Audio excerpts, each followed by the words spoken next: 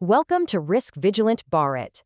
Today's explainer tackles a massive audit trap: procurement policy versus procurement SOP. Ever wonder when your most obedient staff become rule breakers? It happens when these two documents quietly contradict. Simply put, a procurement policy dictates what must be true. It's the absolute, unmoving rule for the company. Meanwhile, a standard operating procedure, or SOP, tells you exactly how to make it true. It's the method. Think about driving a car up to a busy intersection. It's the perfect analogy for this. The law says you absolutely must stop at a red light. That's the policy. It applies to everyone. But your driving instructor teaching you to check mirrors and shift gears, that's the SOP. It's highly practical. Switch to an automatic car, and the driving instructions completely change. But that red light? It never changes.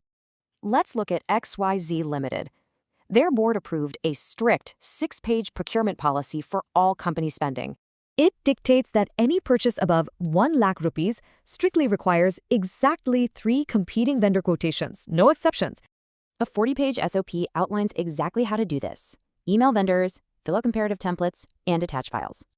Now imagine XYZ replaces its entire accounting software. Instantly, that whole SOP has to be rewritten from scratch. But the policy itself? It survives untouched.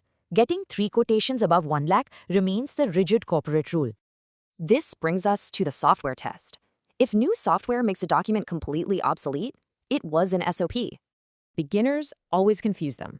Just remember, policy answers the what and why, needing high-level board approval. The SOP answers how. Department heads approve these long, detailed instruction manuals that change all the time. Ignoring policy is a major governance breach. But ignoring an SOP?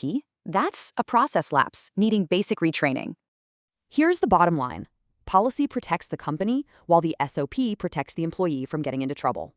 So, agile auditors, here is your major red flag. Read both documents side by side and compare the exact numbers. Think about it. What if policy demands 3 quotes above 1 lakh, but a newly updated SOP says 2? Staff following those exact SOP instructions are now actively breaching policy, yet absolutely nobody is being dishonest here. That's your forensic trap. A financial threshold appearing in both documents with 2 completely different values spells disaster. To recap quickly, policy is the what, SOP is the how, and only the policy survives system changes. Until next time, think about this. What specific document actually decides how much any single person can approve?